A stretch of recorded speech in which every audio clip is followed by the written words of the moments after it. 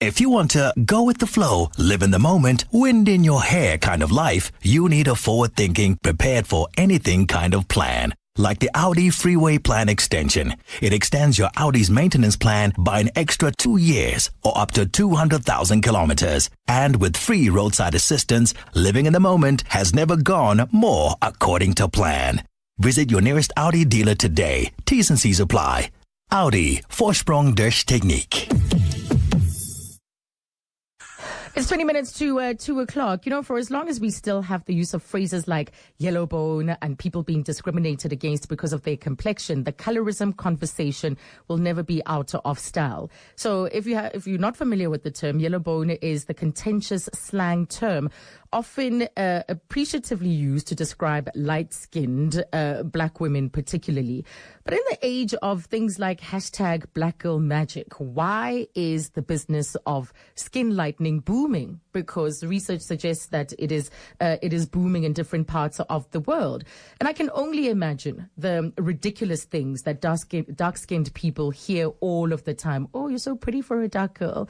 I usually don't date dark-skinned girls, but you're different. And things like, oh, someone took all the melanin. It's ridiculous. We hear this all the time, especially from people who are activists in this space.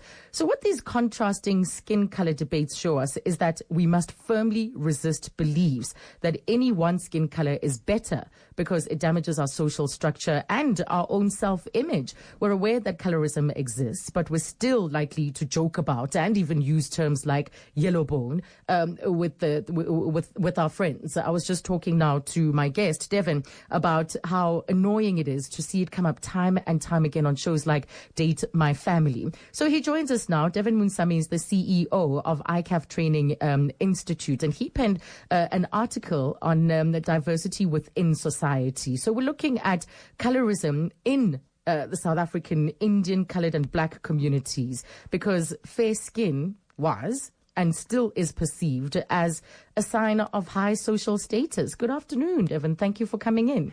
Thank you very much for having me, Azania. It's a pleasure to be here. So, often we have these conversations with women, particularly within the black community. That's how it's always forefronted. So I'm glad that today we're talking to a man and someone from the Indian community, because these issues cut across. They're similar across different communities. So how do you experience colorism in the Indian community and as a man? Yeah, look, although the cultural backgrounds differ somewhat, the premise is exactly the same. So whether you're part of the Indian community or whether you're part of a South African community or even a Thai community, as I experienced it in Thailand a few months ago. So the fundamentals or the principles really are the same. The lighter you are, the nicer looking you are. So within the Indian community, as an example, I don't know if you've maybe flipped channels through Z or maybe stumbled across a Bollywood movie. Yes. So the lighter, and when I say, Azania, light, I mean like really light-skinned Indian people are featured as the main characters of the movies. And the darker ones generally, blend into the background and are not featured as prominently. So it's almost like a measurement tool, really. The lighter you are, the understanding is the better looking you are. And therefore, let's dig deeper, you can probably act. And I question your acting ability if you're being cast based on the color of your skin, really. Right, yes, because it doesn't serve anyone ultimately. It's just like patriarchy doesn't serve men, it doesn't serve women. And in this case as well, colorism doesn't serve even those that are deemed to be the better version. Absolutely. I completely agree with you. And the message from these production houses is what are we actually perpetuating here? Are we building levels of self-confidence? Are we able to show young women and young men in particular an identity of themselves that should be completely authentic and embrace myself for who I am? Or are we allowing them to believe that you're only as beautiful as the color of your skin allows it to be? As the color of your skin allows it to be. I mean, really. Yeah. So let's talk about the kind of discrimination that you've experienced. Yeah, look, in South Africa, I mean, South Africa is one, around at the wedding, at the braai, specifically at a wedding in Pimville, probably around 2 years ago. A friend of mine The bridesmaids were looking stunning. The bride was looking amazing. And, everybody's happy, dancing down the aisle. There was one bride in particular who had, and, I'm a dark man. So, she had, for me, the most beautiful complexion. She was a dark-skinned girl, and she looked amazing in her yellow dress. The aunt of the bride leaned over and said, "Oh, she's beautiful for a dark girl." And I was saying some of the ridiculous things. Ridiculous comment. And this was the aunt of the bride. Now, here's me sitting next to you like charcoal, really. And now you're talking about that girl. And I thought I was looking fantastic in my suit. And, of course, I'm older. I mean, I'm a little bit more, I'm embedded into this diversity dialogue and conversations with corporate. Yes. So I see past that kind of discrimination. But imagine if the young lady who must have been about 20, imagine if she heard that. Yeah. I think the day would have been scarred, or her image of the day would have been completely marred by what the aunt would have said.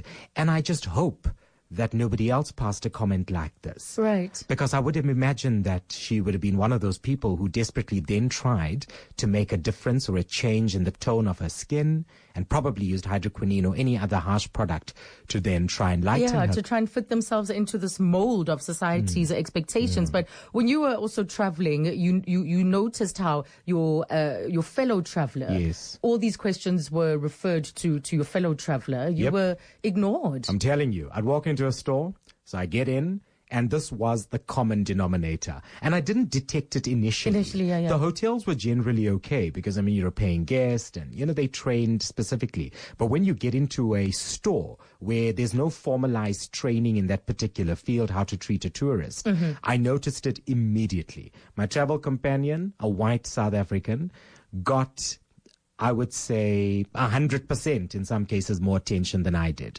So they'd look over and go, "Oh, may I help you, sir?" Hello, that type of thing. Grovel, let's, because European, light skin, you're much better than the Indian guy, the dark Indian guy. So, and eventually our tour guide pointed it out. I said, "What is up with this?"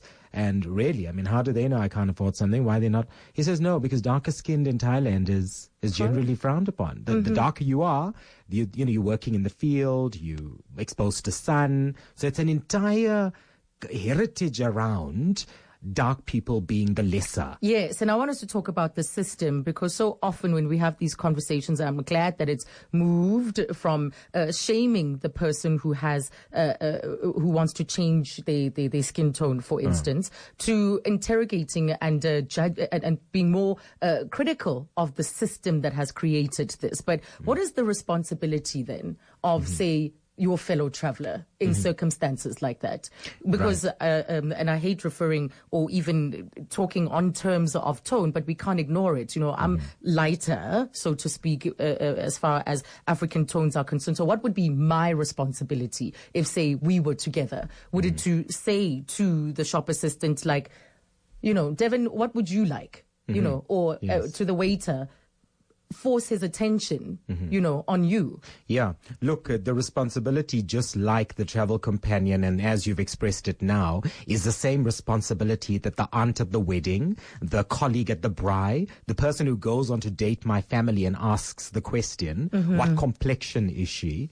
The responsibility is exactly the same, is to be able to put an authentic style of leadership at the forefront and at the forefront of our thinking, so that we're inspiring and educating the people in our households, the people in our communities, the young African, Indian, colored girls and boys within our schooling system, that it's okay to completely be yourself, because we measured not on the color of skin but the content of character. Yeah. And that really is what drives leadership direction, and that's the thing that drives us to be determined and succeed. And actually, it's so fickle and so shallow to be measured based on texture of hair, color of skin, or even diction. In terms of way we communicate. Absolutely. So we're taking your calls this afternoon on 011-883-0702, chatting to Devan Moonsamy, the CEO of ICAF Training Institute, is involved in a lot of diversity dialogues.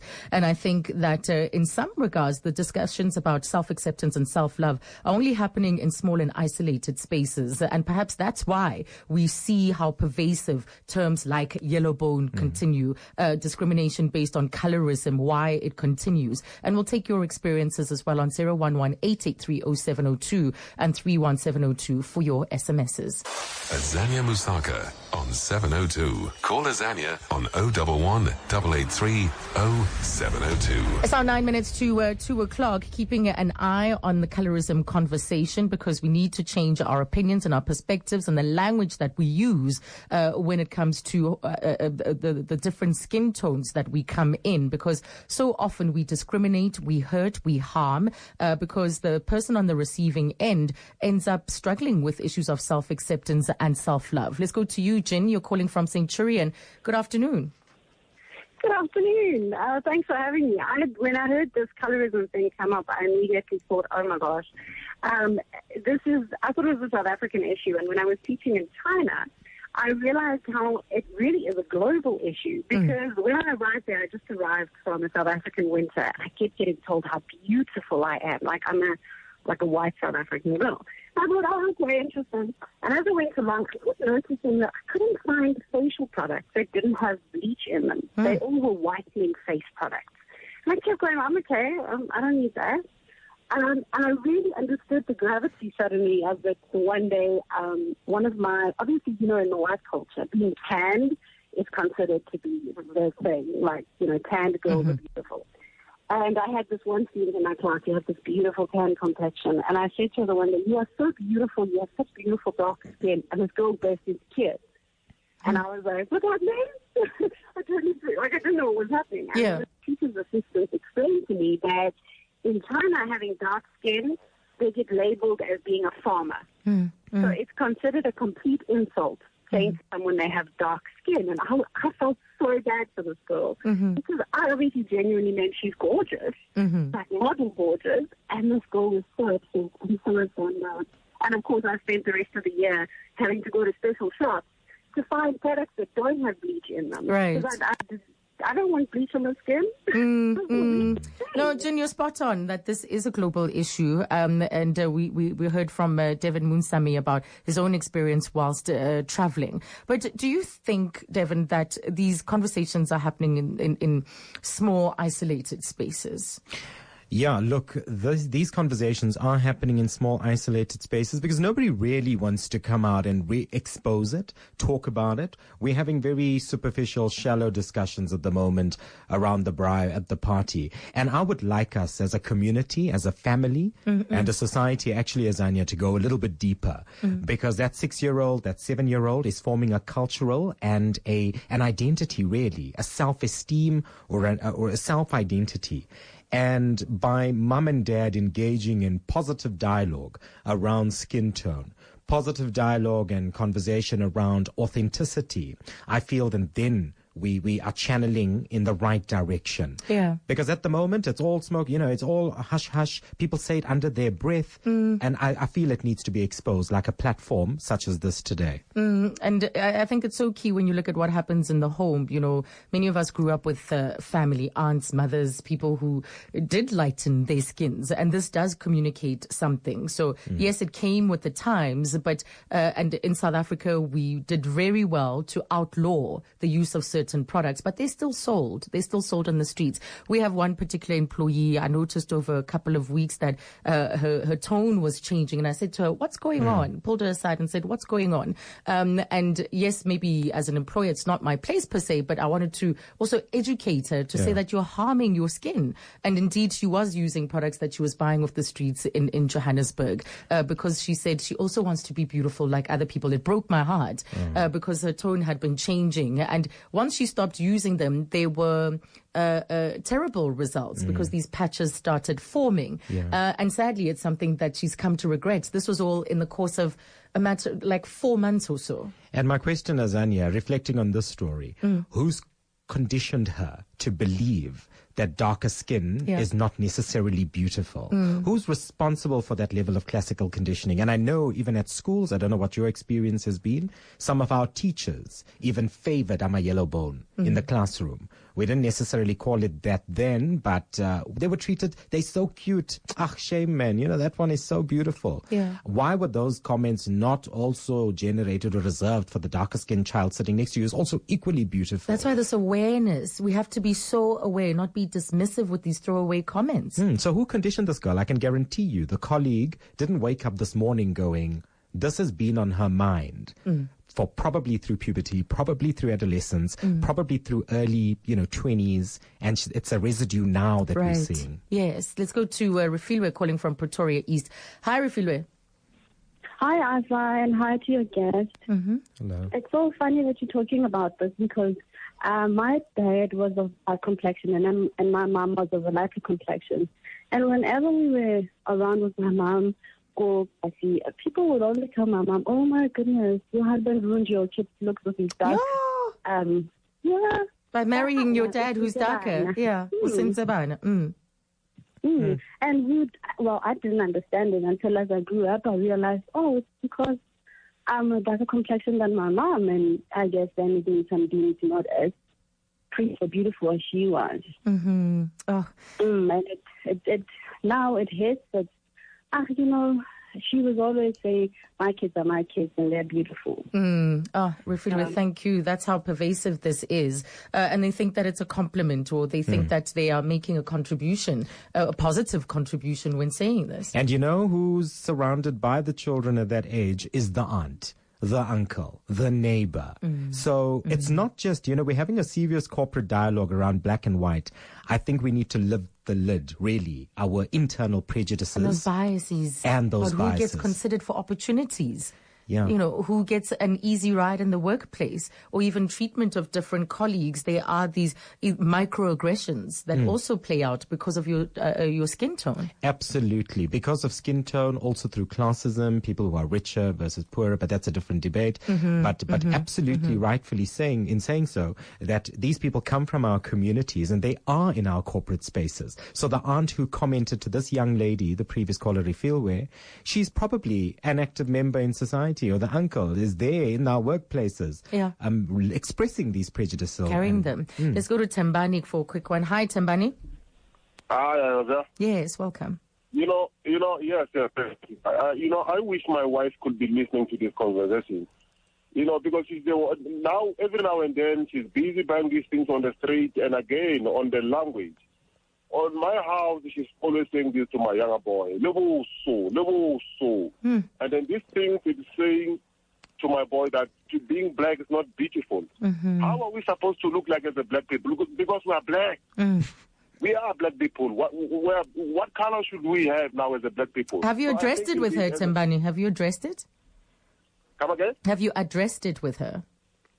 Always on the daily basis, saying to my boy, Lebuso, I'm saying, you cannot say Lubusu. You are putting it as if being black is not beautiful, being black is like stupid. You cannot say Lubusu. Why don't address the problem? Yeah. Oh, Tembani, thank you for your call. Sadly, out of time, Devan. But I know that we will have you back, especially considering the work that you do around diversity dialogues and training. Thank you so much, Azania. It was a pleasure being on your show today. Thank you. That was Devan Munsami, the CEO of the ICAF Training Institute.